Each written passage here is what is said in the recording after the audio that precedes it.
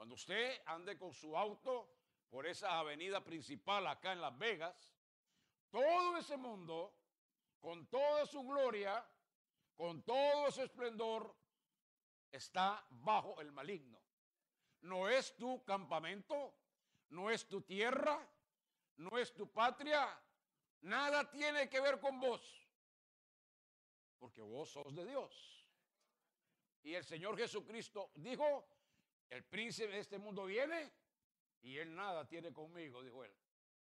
Y esto es algo que tenemos que ir aprendiéndolo constantemente, una y otra vez, nos tiene que ser repetido, hermanos.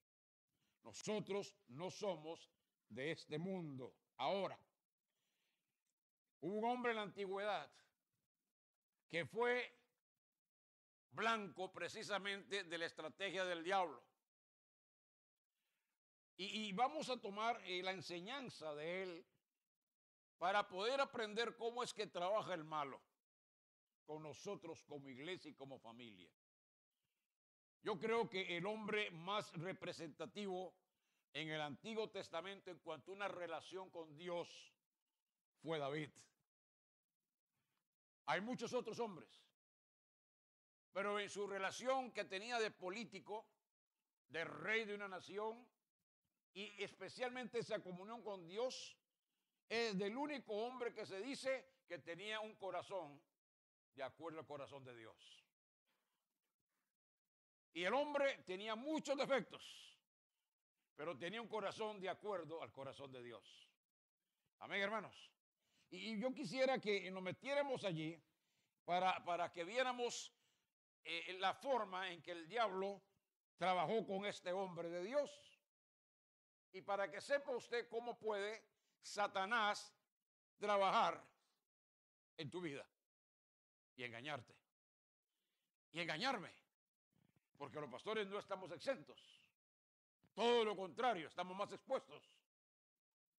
Porque somos acérrimos enemigos del malo.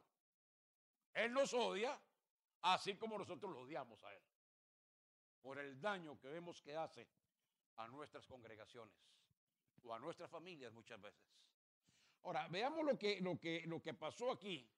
Si yo le pregunto a ustedes, ¿cuál fue el peor pecado que cometió David?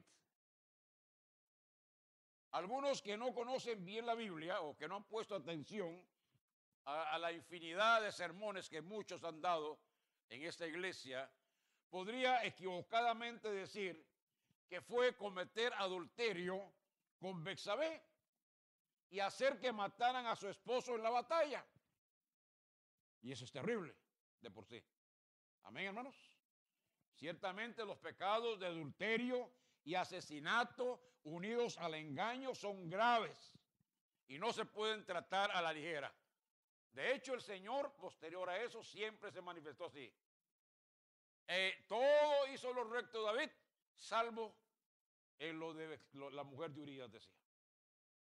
Una y otra vez habla así el Señor de él. Siempre lo recalcó en las Escrituras. Todo estaba bien, salvo en lo que respecta a la mujer de Urías. Dios no toma nuestros pecados a la ligera. Sin embargo, déjeme decirle que David cometió otro pecado que tuvo mayores consecuencias. Y aquí es donde nosotros podemos estudiar un poco esto. Debido al adulterio de David, por ejemplo, murieron 4 personas. Murió Urías, el niño que nació de esa relación adúltera, y posteriormente como resultado murieron también Amnón y Absalón, ambos hijos de David. Pero, debido al otro pecado de David, murieron, según la Biblia, 70,000 personas. Cuando David cometió sus pecados de adulterio y asesinato, dijo, he pecado. Pero cuando él confesó este otro pecado, dijo, he pecado gravemente. Y hay una diferencia, hermano. Y yo quisiera, con la ayuda del Señor, tratar de darle forma a este asunto para que nos podamos entender. Veamos lo que dice la palabra de Dios y cuál fue el papel del diablo en este asunto. Primera de Crónicas. Vamos a ir allá. Y ya me van a entender bien cuando estemos un poquito más avanzados, para que entiendan qué fue lo que pasó con David, hermanos, y cuál puede ser la diferencia. Esto es algo importante. Allí en Primera de Crónicas, capítulo 21, versículos 1 y 2, versículos 7 y 8, versículos 14 y 19. 14 al 19. Vamos a leer ahí. Vean la forma en que empieza ese versículo. Pero Satanás se levantó contra Israel e incitó a David a que hiciese censo de Israel. Podríamos decirlo en otras palabras. Satanás conspiró contra Israel e indujo a David a hacer un censo del pueblo. Vamos a ir estudiando esto. Y dijo David a Joab y a los príncipes del pueblo: id, haced censo de Israel desde Beerseba hasta Dan, e informadme sobre el número de ellos para que yo lo sepa. Vayan y hagan un censo militar, porque eso fue lo que realmente quiso decir, un censo militar. Un censo militar. Hay muchos que creen que nada más era del pueblo, de la población. No, era un censo militar. Ok, vamos más adelante. Los versículos 7 y 8. Asimismo, esto desagradó a Dios e hirió a Israel. Entonces dijo David a Dios: he pecado gravemente al hacer esto. Te ruego que quites la iniquidad de tu siervo, porque he hecho muy locamente. Esa era la diferencia de ese hombre, hermanos. Vamos a ver algo más. Versículos 14 al 19. Así Jehová envió una peste en Israel y murieron de Israel 70,000 hombres. Y envió Jehová el ángel a Jerusalén para destruirla. Pero cuando él estaba destruyendo, miró Jehová y se arrepintió de aquel mal y dijo al ángel que destruía: basta ya, detén tu mano. El ángel de Jehová estaba junto a la era de Ornán, Jebuseo. Y alzando David sus ojos, vio al ángel de Jehová que estaba entre el cielo y la tierra, con una espada desnuda en su mano, extendida contra Jerusalén. Entonces David y los ancianos se postraron sobre sus rostros cubiertos de cilicio. Y dijo David a Dios: ¿no soy yo el que hizo contar el pueblo? Yo mismo soy el que pequé, ciertamente he hecho mal. Pero estas ovejas, ¿qué han hecho? Jehová, Dios mío, sea ahora tu mano contra mí y contra la casa de mi padre, y no venga la peste sobre tu pueblo. Y el ángel de Jehová ordenó a Gad que dijese a David que subiese y construyese un altar a Jehová en la casa de Ornán Jebuseo. Entonces David subió conforme a la palabra que Gad le había dicho en nombre de Jehová. ¿Qué fue lo que atacó Satanás de David? Inducir significa guiar la voluntad de otra persona a hacer algo que no conviene. La voluntad. La estrategia del diablo en contra de los cristianos, en contra de un matrimonio y en contra de todo lo que es la familia, el objetivo de este Satanás es atacar siempre su voluntad. La voluntad humana, hermanos. Vean ustedes, por ejemplo, que se define voluntad como la facultad de decidir y ordenar la propia conducta. Eso es voluntad. Decimos que cuando uno recibe a Cristo, uno ejerce un acto volitivo. Por mi voluntad acepto a Cristo en mi corazón, guiado por el Espíritu Santo. Amén, hermanos. Es realizar algo con intención de un resultado. Eso es voluntad. Es algo muy interesante la definición de esto. Es una propiedad de la personalidad. Cada individuo tiene su propia personalidad. Cada familia tiene su propia personalidad. Cada iglesia tiene su propia personalidad. Satanás es experto en atacar la voluntad. Ese es el trabajo de él. Y vamos a estar viendo cosas interesantes aquí. La meta de Satanás siempre es llegar a la voluntad y dominarla. Puede comenzar engañando la mente, como hizo con Eva, o atacando el cuerpo, como hizo con Job. Pero en última instancia debe alcanzar la voluntad. Eva sucumbió su voluntad a la voluntad del diablo. Job no sucumbió a la voluntad de lo que el diablo le había enviado. Él sufrió, él fue casi despedazado, pero nunca halló despropósito alguno, dice la palabra de Dios de Jehová. Mantuvo su voluntad, tanto que su mujer herida, casi destruida por el dolor, vino y le dijo, maldice a Dios y muérete. Como una mujer insensata has hablado, le dijo él. ¿Me están entendiendo? La voluntad. Satanás va a trabajar en la voluntad tuya, en la voluntad de tus hijos y de tu familia. Y Satanás va a trabajar en la voluntad colectiva de la iglesia.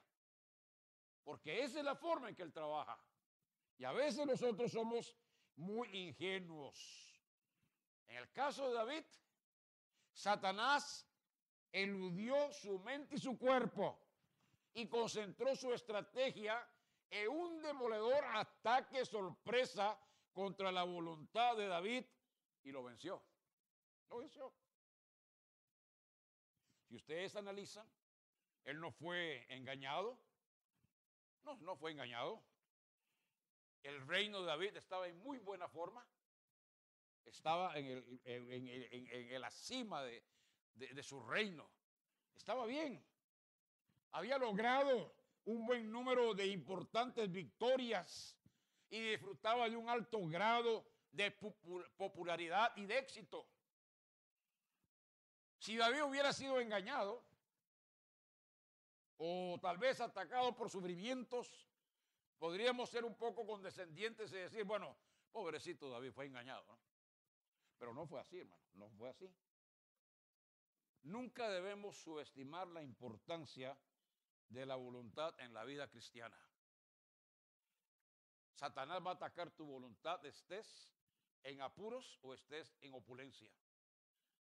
Satanás va a tratar de socavar tu familia en ese aspecto, sea como sea, porque él es experto en quebrantar voluntades. Quebrantar voluntades. Hay demasiados creyentes que tienen a veces una especie de religión intelectual que satisface la mente pero no transforma la vida. Hay otros que son capaces de debatir lo que dice la Biblia, incluso de discutir sobre ella, pero cuando entran a esa esfera de la práctica, fracasan. Por eso es que vemos tanto desastre en las familias cristianas. ¿Cuántos hermanos faltan esta mañana? ¿Cuántos hay, pastor, que faltan hoy? Alguien ha trabajado con su voluntad, hermanos. Usted me dice, pastor, nada que ver. No, no es cierto, hermano. Cuando usted decide un domingo no venir a la casa de Dios, usted cree que es una decisión suya, pero usted solamente trabaja por dos inclinaciones. Por la voluntad de Dios o por una voluntad controlada, haciéndole creer que usted puede tomar decisiones propias. Y eso es lo que nos cuesta entender. ¿Cómo nos cuesta entender esto, hermanos? Nos hace falta inteligencia, sabiduría para discernir. Por algo el Señor dice que hay que pedirle a Él sabiduría para que Él nos la dé en abundancia. Porque, hermano, nosotros no vivimos de balde en el mundo. No vivimos para vivir como el resto de los seres humanos. Somos distintos, seres diferentes. Otros cristianos tienen una religión emocional que se compone de sentimientos cambiantes. Y a menos que se encuentren en un buen momento emocional, se sienten bien y si no, se sienten abandonados. Eso no es cristianismo. El cristianismo verdadero, hermanos, es aquel que entiende que todo nuestro ser interior debe estar entregado a Él. Satanás atacó la voluntad de David. Y ahora, si yo analizo a este hombre en su arrepentimiento, en su forma de expresión para con Dios, el dolor que le causó, todo lo que estaba pasando, digo, cuán lejos estoy yo de ese hombre. Porque muchos de nosotros palidecemos ante el quebrantamiento de espíritu de David cuando él pecaba, hermanos. Hay cristianos aquí en esta tarde que si pudiéramos pesarles la conciencia, si es que tienen, nunca saben pedir perdón por sus pecados. No saben ni siquiera lo que es pedir perdón a Dios primero, y muchas veces ni a su cónyuge, y muchas veces ni a sus hijos, y muchas veces a nadie, porque están llenos de otro de los puntos que Satanás trabaja, y lo vamos a ver más adelantito. La voluntad. Dios quiere en esta tarde que nuestra familia tenga una mente inteligente, un corazón ferviente, una voluntad obediente. Nuestra obediencia, la de nuestros hijos, la de nuestra iglesia, debe ser una obediencia inteligente y estar motivada por un corazón cálido y amoroso, como el corazón de David por Dios. Él amaba a Dios. Oh, cuánto amo yo tu ley. Él decía que prefería estar un día, en la casa de Dios que 1000 fuera de ella. Él amaba a Dios. Sabía que tenía perversidad en su corazón. Sabía que tenía que refrenar cosas de su vida, pero amaba a Dios. Y eso lo hace diferente a cualquiera de nosotros. Por eso el Señor le mantuvo su promesa hasta el día de hoy. Nuestra obediencia tiene que estar motivada por un corazón inteligente también, ferviente, y una voluntad obediente. La vida cristiana, hermanos, es básicamente una cuestión de voluntad. Aquí es algo interesante. Deuteronomio capítulo 6, ¿se acuerdan? Que tanto se los nombro cuando vengo. Que tenemos que amar a nuestro Señor con toda tu alma, todo tu corazón, toda tu mente. Un cristiano comprometido, una familia comprometida, es una familia que desea amar la palabra de Dios, que se deja enseñar por el Espíritu Santo, porque el Espíritu Santo, hermanos, desea enseñar a nuestra mente por medio de la palabra, inspirar en el corazón emociones santas y luego fortalecer nuestra voluntad para que aprendamos a hacer la voluntad de Dios. Las familias de hoy día necesitan esta receta. Oh, amados hermanos, esta no es una enseñanza de exhortación, esto es algo vital para nosotros. Nos hace falta en todas las iglesias entender este asunto bien claro. Un cristiano comprometido, una familia comprometida, ora tanto si se siente con ganas como si no tiene ganas. Obedece a la palabra de Dios independientemente de sus propios sentimientos. Los creyentes que dependen de sus emociones, hermanos, se pasan la vida subiendo y bajando como en una montaña rusa religiosa. Ustedes lo pueden ver. Hoy están aquí, mañana acá. Están aquí, están acá. El cristiano es de un solo sentir. Una familia cristiana guiada por el poder del Espíritu Santo, con una voluntad férrea, es de un solo sentir. Están con lluvia o sin lluvia, con calor o frío, cuando hay dinero en la iglesia, cuando estamos mal. Hermanos, ganan almas, hacen la obra de Dios, dan sus cosas, se quebrantan, sirven a Dios. Pero lo que tenemos hoy, hermanos, es mucha gente sin compromiso, porque su voluntad está en manos del malo. Oh, hermano, yo no creo eso. Créalo. Porque dice la palabra de Dios que el mundo está bajo ¿qué? El maligno. Y déjeme hablarle así. este terreno aquí es Tierra Santa. Salís de aquí y llegás a la calle que está bajo el maligno. Ahora, yo no estoy satanizando esto. Lo que te estoy diciendo es algo muy sencillo. Cada vez que usted está en el mundo, te metes a un Walmart o te metes a cualquier lado, por supuesto usted tiene que ser luz en medio de esa tiniebla, amén. No estoy diciendo que no lo hagas. No te estoy diciendo que tomes a tu familia y te recluyas allá en lo más profundo del desierto aquí en Nevada y que trates de no meterte. No, no, no, no, no. Tú tienes que ser luz en esas tinieblas. Lo que te estoy diciendo es que tenés que entender que todo lo que está allá afuera está bajo el maligno. Y usted me dice, pastor, pero entonces, ¿qué pasó con las tiendas? No, no, eso no tiene nada que ver. No confundan una cosa con otra.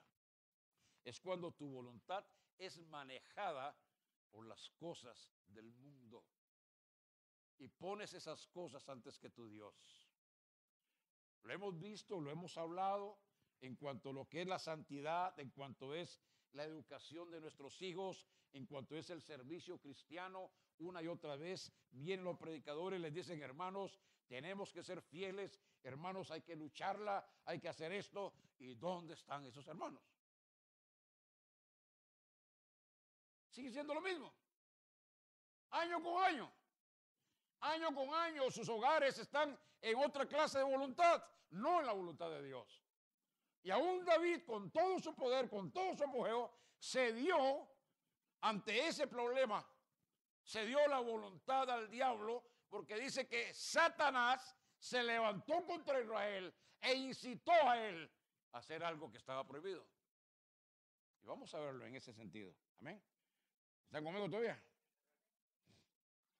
Creo que el creyente que se asienta en la base del poder espiritual de la voluntad lleva una vida cristiana coherente y un ministerio firme que no se ve amenazado por las circunstancias cambiantes o por los sentimientos. La voluntad nuestra es importante, hermanos, porque ayuda a determinar nuestro carácter como cristiano. Es muy importante. La voluntad de un padre y una madre en cuanto a Cristo y el servicio cristiano hace que sus hijos tengan carácter. Tengan carácter. No que no puedan tomar sus propias decisiones y equivocarse. Pero usted tiene que darle un carácter a su hogar. Hay hogares cristianos, hermanos, que no tienen carácter de nada. Se parecen a cualquier cosa, menos un carácter cristiano. Porque usted reconoce cuando está en un hogar cristiano, hermanos. Usted lo sabe.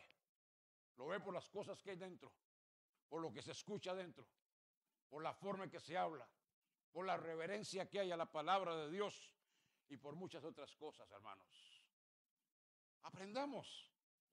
Dios le dijo a Israel que tenía que poner la palabra de Dios en los dinteles de las puertas, en todo lado. ¿Sabe para qué es? Para que fuera un distintivo de que era una nación diferente al mundo. Que tenía sus dioses también en sus paredes.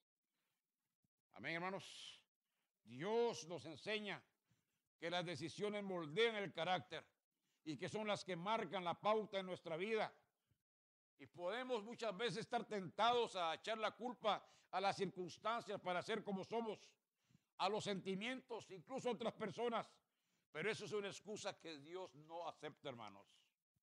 Lo que debe dirigir nuestra vida es la voluntad. Tu voluntad. Amén. ¿Usted fue salvo por quién? ¿Por voluntad de otro? No, usted fue salvo por su voluntad. ¿Usted se acuerda cuando usted recibió a Cristo? Yo me acuerdo cuando yo recibí a Cristo. Yo ejercí mi voluntad. Dije, yo quiero. Yo quiero. Cuesta a veces llegar a Él. Pero cuando usted dice yo quiero, estás ejerciendo tu voluntad. Fue una respuesta a una llamada de gracia divina. Amén, hermanos. Esa llamada de gracia divina debe crecer y servir a Dios diciendo, hágase tu voluntad. Y la enseñanza del Señor Jesucristo en el huerto fue clara. Dios mío, Padre, si quieres pasa esta copa, pero no se haga ¿Qué? Mi voluntad, lo que yo quiero, lo que yo deseo, como hombre, más hágase tu voluntad. Ese es el problema de los cristianos hoy en día en las familias. Ese es el problema. Hacemos lo que nos da la gana. Nos importa nada las predicaciones del hermano Rubén. Está un día predicando un pastor y todo el mundo dice amén, qué buen sermón, qué buena conferencia bíblica. 8 días después se les olvidó. Y saben otras cosas. ¿Sí o no? No, el hermano Rubén nunca se queja de eso. Porque a él nunca le pasa en esta iglesia. Muchas veces usted es parte de eso, ¿verdad? ¿Que sí, hermano? A veces no viene a la iglesia porque sencillamente no le dio la gana. ¿No es cierto? Pues no me mientan. ¿Qué ganan con mentirme a mí si Dios lo sabe? Y como dijo el hermano allá de Agua en el Baker, Dios sabe que usted lo sabe. Era la palabra de Platón, ¿no? Yo solo sé que sé lo que sé. Dios sabe que usted sabe. Entonces, hermanos, Satanás tiene una estrategia. El pecado original del diablo tuvo que ver con la voluntad. En Isaías, capítulo 14, versículos 12 al 14, ahí en ese pasaje Satanás usa 5 veces verbos que indican voluntad en tiempo futuro. Y él intenta, hermanos, duplicar ese pecado en nuestra vida. Óigame, vean ustedes Isaías 14, vamos allá. Isaías 14. ¿Están conmigo?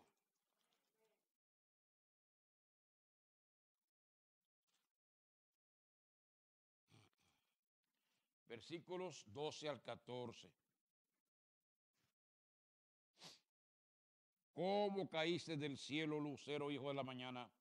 Cortado fuiste por tierra, tú que debilitabas a las naciones.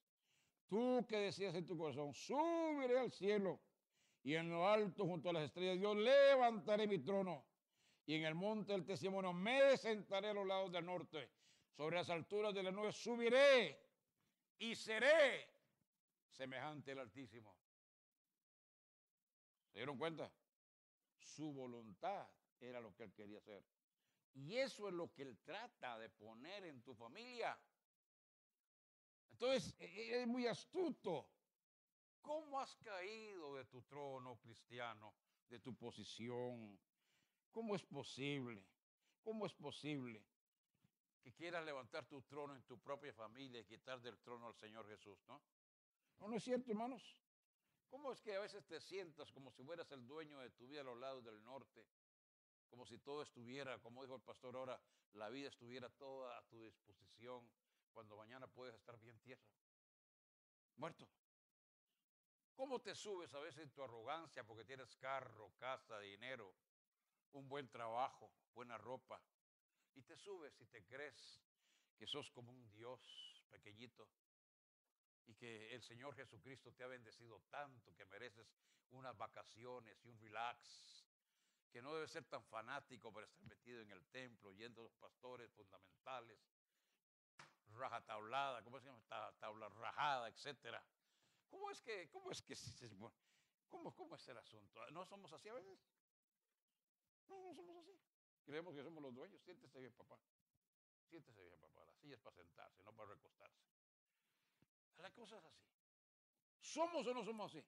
Hasta los pastores somos así. A veces nos endiosamos. ¿No es cierto? Es el mismo propósito del diablo. Asunto de voluntad. Veamos otra cosa. Vamos adelante. Ahora, el otro arma. Allí. En Primera de Crónicas, capítulo 20, no vamos a leerlo, por la cuestión del tiempo. Yo creo que ahorita se me acaba el tiempo, más bien, ¿no? Se nos habla de cierto número de grandes victorias de parte del rey David, antes de que Satanás le sugiriera que censara al pueblo. Incluso se habla de una corona valiosa que le fue colocada a la cabeza de David. ¿Qué error más grande es utilizar cosas que engrandecen al mundo para tratar de engrandecerse uno como cristiano, hermanos. Yo tengo un estudio sobre eso de la corona que se le puso a David en la cabeza y la representación y lo que eso le conllevó. Lo debilitó. Lo debilitó, hermanos. Él no necesitaba una corona de esas. Tenía al Señor como corona. El Señor es mi roca y mi fortaleza, decía él. ¿Qué corona estaba necesitando? Y un circunciso, hermanos. ¿Me están entendiendo? Usted no necesita ser alabado por el mundo, ni ser aceptado por el mundo, por familiares inconversos, porque usted tiene un rey que gobierna su vida. Usted tiene que ser humilde de corazón, hermanos. Porque Satanás se vio esto. Este hombre ha conquistado muchas victorias, pero ahora lo voy a derrotar, dijo. Y de verdad, porque Satanás utilizó esas victorias para inflar el ego de David y llevarle a rebelarse contra Dios. Y esto me habla a mí de las familias que suben y suben, hermanos, por la mano de Dios. De verdad, hermano, hay veces que Dios es demasiado bueno. Wow, hermano, y nos da cosas que uno dice, yo no puedo creerlo. Pero sin embargo, nos olvidamos y nos inflamos. Y entonces somos presas de otra de las armas del diablo en la familia, es el orgullo. ¿Y usted cree que el orgullo es tan solamente volver a ver a los demás así? No, no, no. El orgullo tiene muchas facetas, hermanos. Muchas facetas. El orgullo, que es el exceso de estimación hacia uno mismo y hacia los propios méritos por los cuales las personas creen que son superiores a otras. ¿Me entendió lo que es eso? Hay pastores también que le pasa eso, pastor, ¿no es cierto? Hay pastores que creen que son superiores a otros. ¿Existen o no? Estoy seguro que ustedes ven a veces eso. Pero a veces cuando usted está criticando a otros que creen eso, es porque usted cree que es mejor que ellos. Usted es más espiritual. Cuando usted se come a un hermano de la iglesia, chismea contra él, usted está creyendo que usted es mejor que aquel hermano. ¿Sabía eso, hermano? ¿Qué es el problema del chismoso? Cuando habla mal de alguien o de algo en la iglesia, es porque se cree que uno es mejor que ese que está actuando, ese que está trabajando, y que yo lo haría mejor que él. El dinero en la iglesia no alcanza para nada porque el hermano gasta todo en campañas, en conferencias. Si yo fuera el pastor, ¿verdad? Sí. Más inteligente que Rubén, ¿verdad? O cuando comemos una familia por alguna razón, hermanos.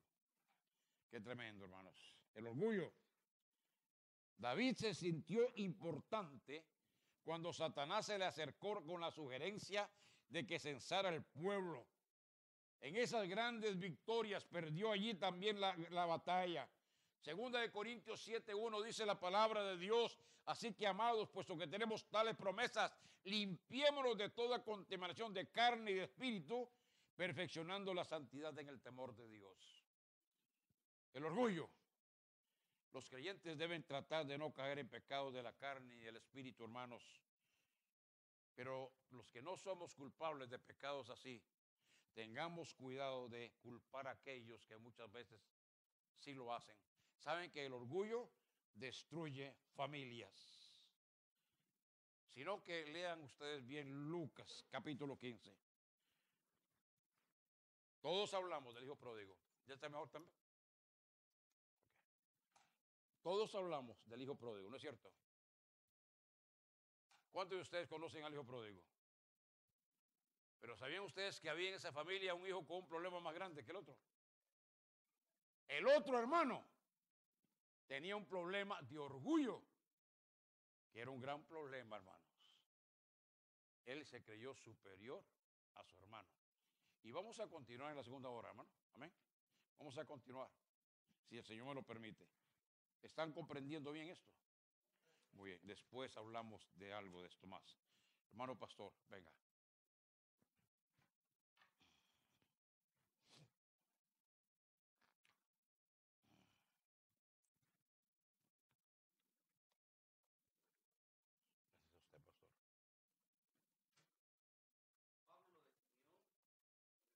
2 de Efesios. Él os dio vida a vosotros cuando estabais muertos en vuestros delitos y pecados. Y escuche, aquí entra Satanás, entra la voluntad y entran los pensamientos. Dice, en los cuales anduviste en otros